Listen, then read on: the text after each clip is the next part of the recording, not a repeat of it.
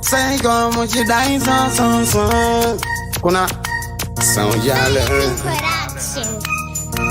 Kwanda vatondi sama expiring date. Nya zangu muziko na ndiyo debate. Kawana mkana weko wa uja straight. Never too late, life is so great.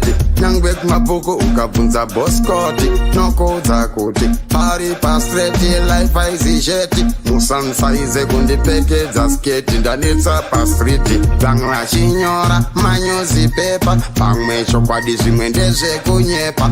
Asim safari pachi, deurwa ropa. Daipa inengozi, taingo iripa. Bangla chiwana zekutochgisa sata.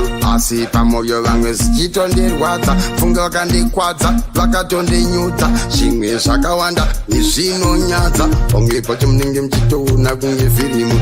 Asi nhasi unoda kuimba paridhimu. Muchazozviona kuti ndinawo mudzimu. Chibaba chavo vese vavengi pavachandiona. Vese vachakwira temperature. Vanyeperana kuti nhasi karikufa. naMwari handina chandinotya. Ngondo dzangu dzinopera nekutya. Kavanondiona vachakwira temperature. Vanyeperana kuti nhasi karikufa. naMwari handina chandinotya. Ngondo dzangu dzinopera nekutya. Bobo patara kungadza vamangala. Kanzwa kuti karwara vofunga zvapajara. Ndichiramba kusakara anofenda kapalala. Saka zviona chibaba ndakuda kutandara. Hamunenge mchiti nhasi uno akabude. Saka marwari papana panwisingabude. Kende nyange mukati hamunjadide. Paudze chibaba regai ndidade. Havana hanya nini vaudze ivasiyani nini. Vese vane mabifu nini. Nekuti Mwari ndovasingade nini. Vavengi pavachandiona vese vachakwira temperature. Vanyeperana kuti nhasi karikufa. naMwari handina chandinotya. Ngondo dzangu dzinopera nekutya. Kavanondiona vachakwira temperature. Vanyeperana kuti nhasi karikufa. naMwari handina chandinotya. Ngondo dzangu dzinopera. Vanenge vachingorwisa kuda kunsvibisa vachindimakisa. Vanenge vachingorwisa kuda kundimisa vachindichipisa.